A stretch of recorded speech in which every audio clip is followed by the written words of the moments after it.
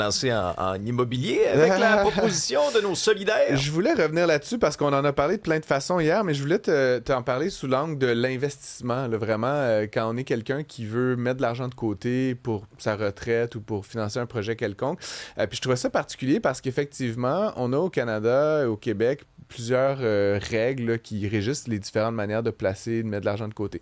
Évidemment, on a le REER, le CELI, qui eux là, sont exemptés. Le REER, quand on investit, le CELI, c'est les rendements qui sont exemptés.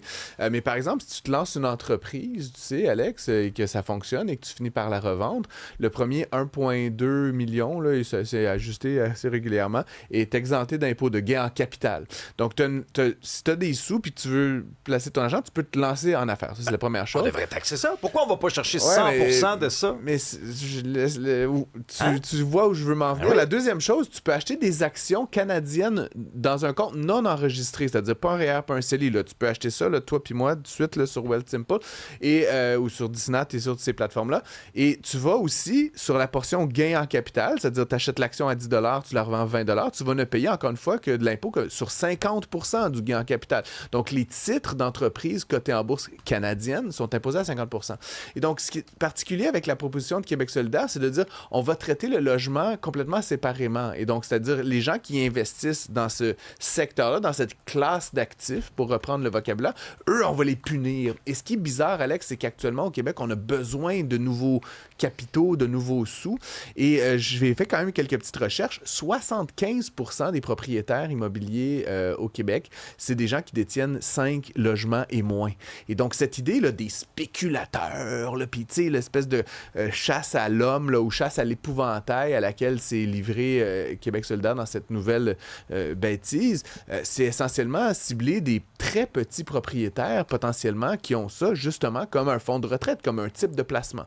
Ils disent qu'ils vont mettre des exemptions pour les gens qui habitent le logement, là, les duplex, les triplex. Mais ce qui est assez particulier, puis j'en connais plein, des gens d'ailleurs qui sont plutôt à gauche, là, des gens qui ont un duplex qu'ils n'habitent pas, tu sais, qui est au coin de la rue, qui est en face de la rue, qui est à Shawinigan, puis coudon, c'est un logement qu'ils exploitent, ils augmentent pas les loyers, ils font pas des rénovictions, c'est des bons propriétaires, et pourtant, ces gens-là seraient indûment pénalisés. Et donc, qu'est-ce qui risque de se passer, Alex? C'est que les gens, plutôt que d'investir dans l'immobilier, de racheter ce que les constructeurs fabriquent, ben, ils vont acheter des titres en bourse, ils vont acheter des titres de PME, et donc, ils vont délaisser le marché immobilier. Et la dernière chose qui me rend fou, c'est de penser, parce que Québec solidaire, évidemment, a toujours ses œillères, là, on se regarde le nombril, on se regarde entre nous, là, c'est que, évidemment, si le Québec se lance là-dedans, Alex, là, je t'ai parlé des 75% des petits, mais l'autre 25%, ce sont les grands propriétaires immobiliers, c'est des grands groupes,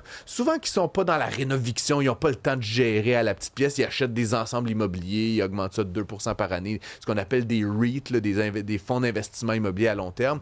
Et tu sais ce qu'ils vont faire, ces gens-là? Ben, ils vont arrêter d'investir au Québec, ils vont acheter en Ontario, ils vont acheter au Nouveau-Brunswick, ils vont acheter en Alberta. Et donc, cette espèce d'exode des capitaux dans un pays ou une province comme le Québec, qui est déjà sous-financé en matière d'immobilier, c'est la pire chose qu'on peut asséner au marché. Et donc, tu sais, par-delà le déchirage de chemise microéconomique, je trouvais ça quand même fou qu'on est aux prises avec un enjeu actuellement d'offres sur le marché de l'immobilier et qu'une proposition comme celle-là est très dommageable à créer, à attirer plus de gens dans le secteur. Et donc, encore une fois, témoigne d'une profonde incompréhension des dynamiques économiques du Québec. Puis j'ajouterais à ça, Francis, très dommageable pour la motivation de vouloir, tu sais, en quelque sorte, à un moment donné, essayer juste d'améliorer son sort au Québec. Bien sûr. Pourquoi à chaque fois qu'on essaie d'améliorer notre sort au Québec, en faisant un investissement immobilier, en faisant un investissement à la bourse, en se partant une entreprise, il y a toujours une catégorie de personnes qui vont dire « Un instant ». Nous aussi, on va avoir notre part du gâteau. Bien sûr. Mais si vous avez rien fait pour l'avoir, cette part du gâteau-là. C'est assez particulier, puis on a évidemment fait beaucoup tourner là, la réaction de notre collègue Philippe Richard-Bertrand hier, là, qui était quasiment sentiment de persécution par rapport à tout ça. Quelqu'un comme lui qui travaille de nombreuses heures depuis plusieurs décennies, puis à qui ces discours-là ne font constamment que rabrouer le toupet, que donner l'impression que c'est un profiteur. Même cette expression-là de spéculateurs. Je comprends qu'il y en a, là, mais je t'avouerai que sur l'ensemble du marché immobilier, les spéculateurs, là, c'est une toute petite fraction du monde. Puis, tu sais, à la fin, là, appelons un chat, quelqu'un qui achète un logement qui est un taudis, qui le rénove, puis qui le revend plus cher, c'est-tu un spéculateur? I guess que oui, mais à la fin, je veux dire, réparer des choses, c'est quand même, je sais pas, ça, comme tu dis, améliorer son sort, améliorer notre société. Acheter un vieux bazou, le réparer, le vendre plus cher, c'est-tu de la spéculation? J'imagine que oui, Alex, mais ultimement, j'espère qu'on cherche quand même à encourager les gens qui veulent améliorer notre patrimoine bâti, nos villes, nos logements, plutôt que de les laisser dépérir. Puis il n'y a rien comme du logement social pour laisser dépérir. J'en sais quelque chose, j'ai travaillé dans ce secteur-là. Tu sais, cette idée qu'on va laisser gérer par la collectivité des logements, qu'est-ce que ça donne? Ça donne des immeubles qui sont en déficit d'entretien chronique, puis à un moment donné, ultimement, ça va s'effondrer. Tu sais, fait que c'est vrai que des fois, il y a des gens qui abusent un peu, mais je pense qu'il faut pas prendre la pointe de l'iceberg pour l'ensemble du secteur. La très grande majorité des propriétaires fonciers au Québec, ce sont des petits propriétaires qui ne font ça, comme tu le dis, que pour améliorer leur sort, que pour mettre un peu d'argent de côté, qui vont pas faire de la rénoviction puis spéculer. Puis encore une fois, c'est un registre de langage qui montre une profonde déconnexion avec la classe moyenne québécoise. Et pour ça, je suis toujours sidéré qu'on en parle autant, encore une fois, parce que Québec solidaire, clairement, prêche à un très petit nombre de personnes et en antagonise un très grand nombre, malheureusement. Autre sujet qui est un peu polarisant, les véhicules chinois qui s'en viennent au Canada. Et Mélanie Joly a répété, là, peu importe, là, ça s'en vient. Là. Ça s'en vient. Puis, tu sais, je veux pas, encore une fois, j'ai pas eu la chance d'en conduire, mais tu sais, pour avoir vu de nombreuses vidéos, puis de nombreux experts de l'industrie, puis jusqu'à Elon Musk lui-même qui a dit on est foutu.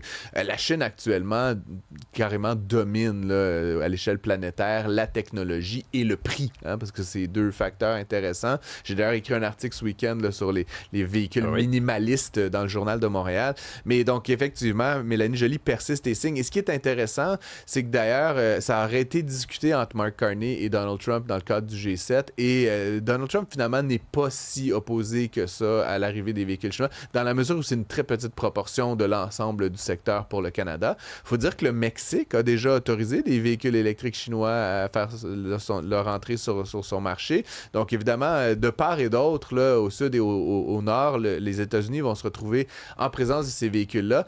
Et tu sais, Alex, le monde a une façon de fonctionner. Quand les Américains vont les voir, les voitures, puis quand ils vont voir les prix affichés sur les sites web, comme, tu sais, je veux dire, c'est ce qui est le fun avec le capitalisme, hein, dans une certaine mesure. Le prix puis la qualité, là, tu sais, ça ment pendant un petit moment peut-être, mais à long terme, à un moment donné, ça devient comme intenable. Et donc là, j'ose espérer que ça va donner un coup de pied dans la barbichette, comme on dit, là, aux Américains de se moderniser.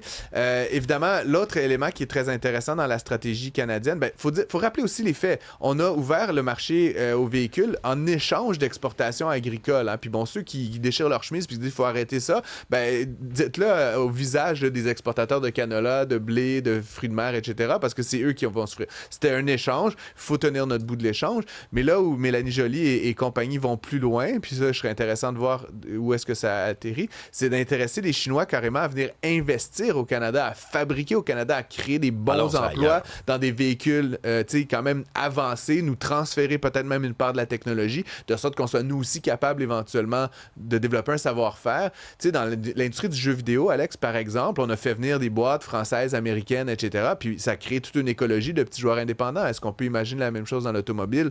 On a tout ce qu'il faut pour les faire, les voitures. On a l'énergie, la compétence, tu sais, tous les matériaux critiques, on le dit souvent.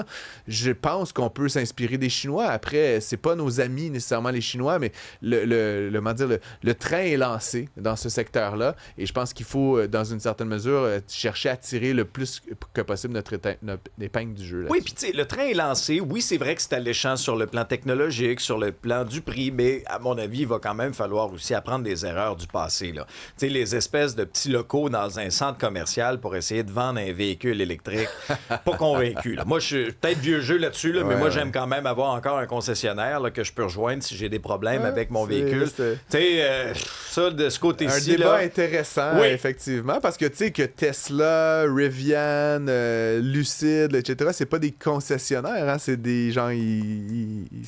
c'est dans des locaux par lesquels on distribue les véhicules, mais tout se fait essentiellement en amont là, de la distribution. Donc, effectivement, c'est un débat intéressant. Puis les Chinois ont plutôt recours à cette méthode-là, effectivement. Merci, Francis. On Ça fait t'écoute plaisir. dès midi avec Yes, Isabelle. avec Isabelle.